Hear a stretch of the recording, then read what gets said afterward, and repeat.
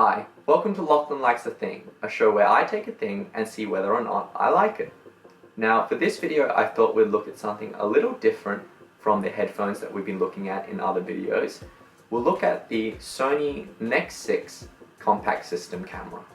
Now, I'm not a professional photographer. I'm an art student and I like taking photos, but there's probably a lot more and better information out there about the NEX-6 already on the internet.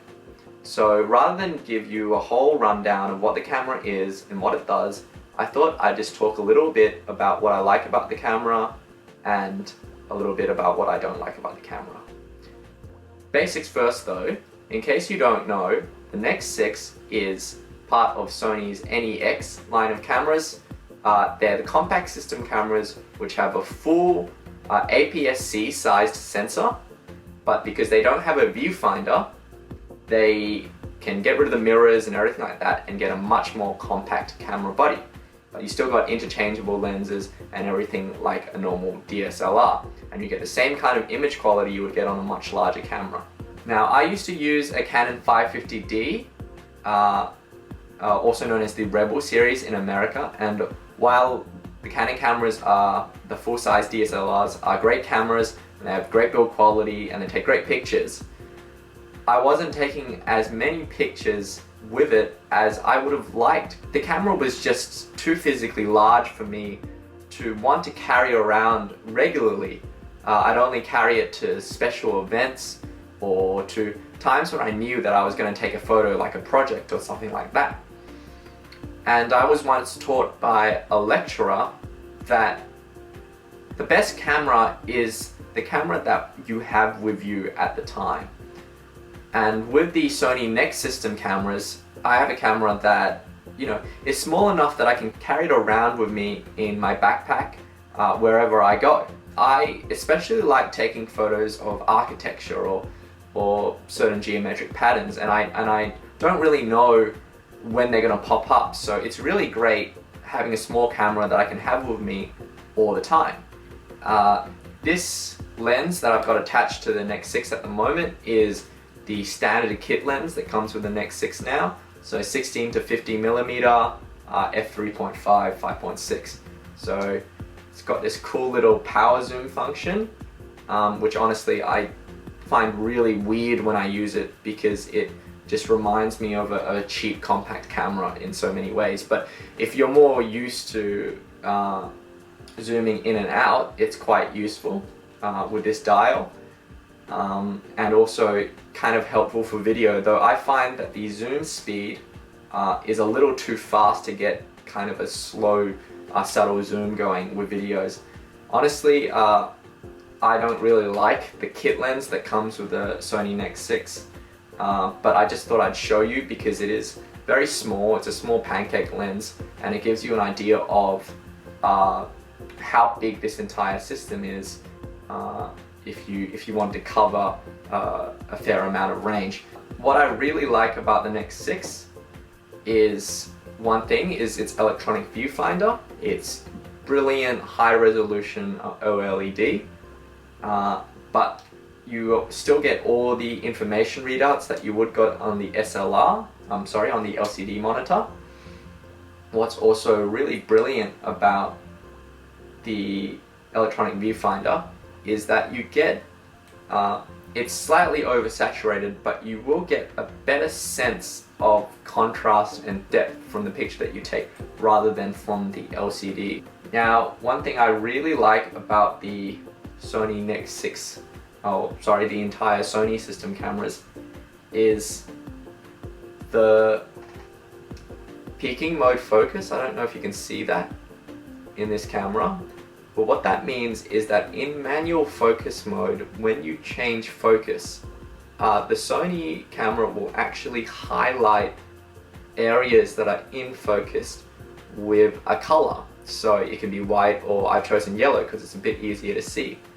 And what that means is that you can use these cameras in manual focus either with the LCD or with the viewfinder, and you can tell very quickly when you're in and out of focus. This is especially great if you're using lenses that aren't originally intended for the NEX system cameras.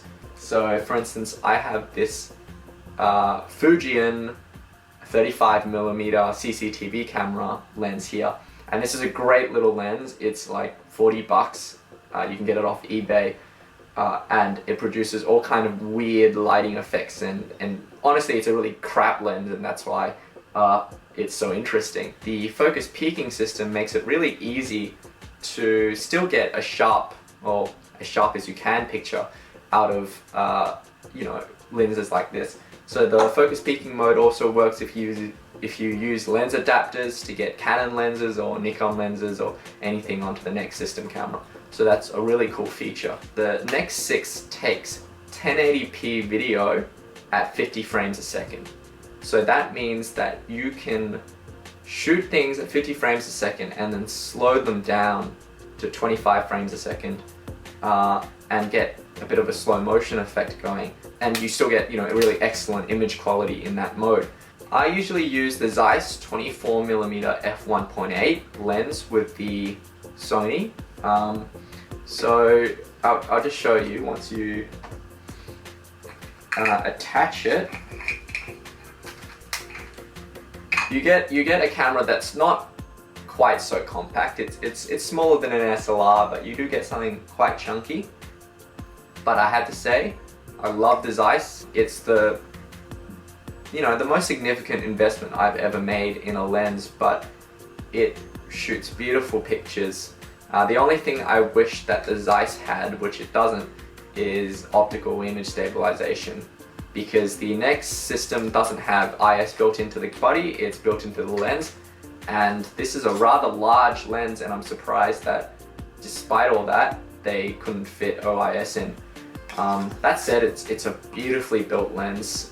It's just absolutely gorgeous, and you know, I love taking pictures with this 24mm on the Sony NEX. So it's got a multiplier of 1.5, so you get a very flexible, close to 35mm equivalent focal length to work with.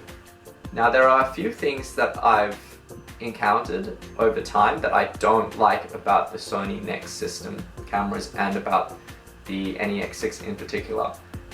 First thing was that the Sony NEX-6 is pretty much equivalent in feature set to the Sony NEX-7 with the 24 megapixel sensor. But while it has a hot shoe mount that you can mount a microphone onto, like the NEX-7, it actually doesn't have a 3.5mm audio input jack like the NEX-7. So you can attach a microphone to the hot shoe, but there's nowhere to actually plug it into the camera and record with it, which I think is a bit of a silly oversight. And I can't imagine why they made that change, apart from size concerns. But if they can do it basically in the same size as the NEX-7, it just feels like a feature they've taken away for no reason. The other thing that I don't like about the NEX system is that in full manual mode, you cannot set ISO to be auto. So you can't do what I would like to be able to do, which is to set the aperture and the shutter speed to where I want, and then let the camera work out what it needs to do with ISO to get a good picture. Now you can say, oh, but couldn't you just go to the shutter speed priority mode or the aperture priority mode and then enable ISO auto there? The problem with that approach is that for some reason the Sony firmware is biased towards setting quite narrow apertures or quite fast shutter speeds and then setting the ISO really high, and that's annoying, because even though you know, ISO noise performance at ISO 800 or ISO 1600 is okay, I would prefer it not do that. I would prefer it to set wider open apertures and lower ISO, and I wouldn't have to deal with any sort of noise. So that's a bit of an irritation. The other irritation that I have with the Sony NEX cameras is that in manual focus mode, there's a thing called manual focus assist, and what it means is that if you start focusing on, like if you start twisting the focus dial, it will zoom in on the center of the image. With the focus peaking mode, it isn't always necessary. So I prefer to keep it turned off. I don't like that feature coming on automatically every single time I turn the focus dial. The problem is though, you can assign a button to engage the manual focus assist when you want it, and it can zoom in and everything like that. But if you disable the automatic manual focus assist in the menu, it doesn't let you use the button to do manual focus assist manually, because it says that manual focus assist is turned off. And that's incredibly irritating, because sometimes I want to use manual focus assist and it would be useful to be able to zoom in on part of the image, but I want to be able to control what time I do that with. That's, you know, a relatively minor thing, but it does bring to mind the kind of irritations that you sometimes get using Sony hardware, because their software is not the most intuitive in the world. The other thing that I don't like about the NEX-6 is that it comes with Wi-Fi, and it comes with some, you know, applications that you can install on the camera that will help you do certain things. So they have, for instance, a remote camera application that lets you use your smartphone to connect to the camera and shoot remotely. Now, this sounds really good in theory, and I bought the camera for this reason, but I have to tell you, the performance of the remote control is abysmal. Once you engage it, the camera becomes very, very non-responsive. And this wouldn't be a problem if you could set aperture and shutter speed and those kind of features through the smartphone application that you use on your phone. But you can't. The only thing you can do on the smartphone application is take a picture or set a timer. So you still need to go back to the camera to change aperture or shutter speed or anything like that. And when you try to do that, it just lags. It does make you think, why do they put the feature there in the first place? Despite all this, I really love the NEX cameras.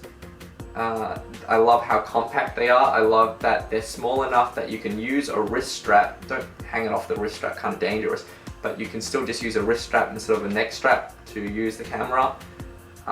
Despite what people complain about with the limited lens selection, I guess for a non-professional user, the lens selection is pretty good. You get some really high quality lenses like the 24mm 1.8 and the 50mm 1.8 and the new 35mm 1.8. Those are really cool lenses, and a lot of them have IS built into them. And you get some cool third-party lenses, things like the Sigma 30mm, which is a really good value lens. So I think these are great cameras, and if you're looking for a SLR and it's your first SLR, really give these a thought. They aren't as popular, I've noticed, in Australia as they are in Asia. I think in Asia they've got a philosophy of packing as many features as they can into a smaller size, so whether it's phones or anything like that. So you get these kind of little battleship kind of camera systems. I think in Australia I see the NEX system less, and I think it's because the mentality is you aren't getting a good camera if you get a small one, and that's just plain untrue, because you get the same sensor quality, the same size sensor as you get in a large SLR, but you get in a compact body. Anyway, thanks for watching the video. I hope it's been interesting if you are after an SLR or you have an interest in upgrading to a nicer camera. Thanks for liking and subscribing to my channel. I really appreciate it. And I hope you enjoy the rest of your week.